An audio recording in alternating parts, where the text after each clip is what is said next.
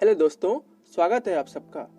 आज के इस आधुनिक युग में अगर हमारे शरीर में किसी भी प्रकार की परेशानी आती है तो हम आसानी से अपने आसपास के किसी भी हॉस्पिटल में जाकर उसका इलाज करवा सकते हैं।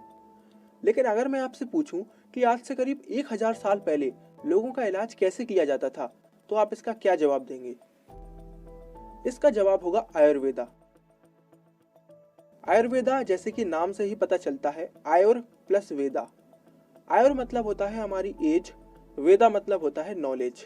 यानी साफ है, आयुर्वेदा का मतलब एक ऐसी विद्या जिसमें हमारी उम्र के रहस्य छुपे हुए हैं। चलिए सबसे पहले मैं आपको आयुर्वेदा के इतिहास से थोड़ा अवगत कराता हूँ। धार्मिक ग्रंथों के हिसाब से आयुर्वेदा 2000 BCE में लिखा गया था।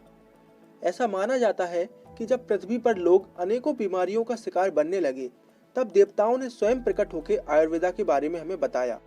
धन्वंतरी को आयुर्वेदा का देवता माना जाता है, लेकिन इनके अलावा भी ऐसे कई आचार्य थे जिनके पास इस विद्या का बहुत सारा ज्ञान था। आयुर्वेदा में घातक से घातक बीमारियों से निपटने के रहस्य लिखे हुए हैं। ऐसा माना जाता है कि जहां मॉडर्न मेडिसिन फेल हो जाती हैं, वहां आयुर्वेदा चुटकियों में काम कर सकता है। अब मैं आपको बताता हूं कि आयुर्वेदा किस प्रिंसिपल पर काम करता है। जैसा कि हम सब जानते हैं, हमारा शरीर 5 तत्वों से मिलकर बनता है: जल, वायु, अग्नि, पृथ्वी और आकाश। आयुर्वेदा के हिसाब से हमारे शरीर का स्वास्थ्य 3 चीजों पर निर्भर करता है: वात, पित्त और कफ। वात वायु और आकाश से मिलकर बनता है, पित्त अग्नि और जल से मिलकर बनता है, कफ पृथ्वी और जल से मिलकर बनता है। अगर हमारे शरीर में इनमें से किसी एक का भी संतुलन बिगड़ता है तो हमारे शरीर में रोग उत्पन्न होते हैं, और हर एक इंसान में इनमें से किसी एक ना एक का संतुलन खराब होता ही है। मॉडर्न साइंस का मानना यह है कि आयुर्वेदा में सर्जरी नहीं की जा सकती। हालांकि ये सच बिल्कुल नहीं है। चरक, जो कि एक बहुत बड़े आयुर्वेदा के वैद्य थे, उन्होंने अपनी किताब चरक संहिता में plastic surgery, kidney stones removal और कैटरेक्ट सर्जरी का भी प्रोसीजर बताया है। अंतर सिर्फ इतना है कि मॉडर्न साइंस में केमिकल्स का उपयोग किया जाता है और वहीं आयुर्वेदा में नेचुरल प्रोडक्ट्स का। आपने क्लोरोफॉर्म का नाम तो सुना ही होगा, जिसे डॉक्टर्स पेशेंट को बेहोश करने के लिए इस्तेमाल करते हैं। आयुर्वेदा के हिसाब से हमारे शरीर में कुछ ऐसे पॉइंट्स होते हैं जिन्हें दबाकर ही आदमी को बेहोश किया जा सकता है। इन्हें मर्मा पॉइंट्स कहते हैं।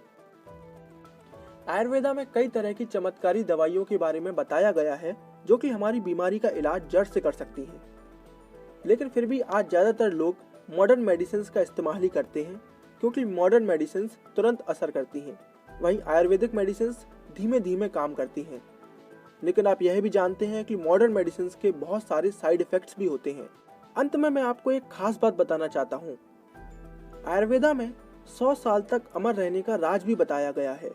जी हाँ, आयुर्वेदा के हिसाब से अगर हम गाय के देसी घी को 100 साल तक जमीन में दफना दें और उसका सेवन करें तो कोई भी बीमारी हमें छू नहीं सकती।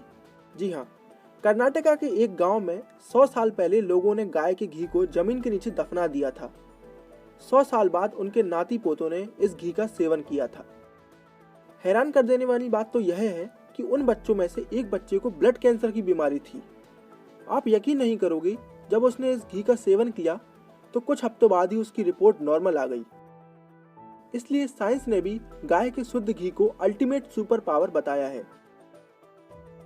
आपको आयुर्वेदा के बारे में ये सब बातें जानकर कैसा लगा, हमें कमेंट सेक्शन में जरूर बताइएगा। Thank you, thanks for watching.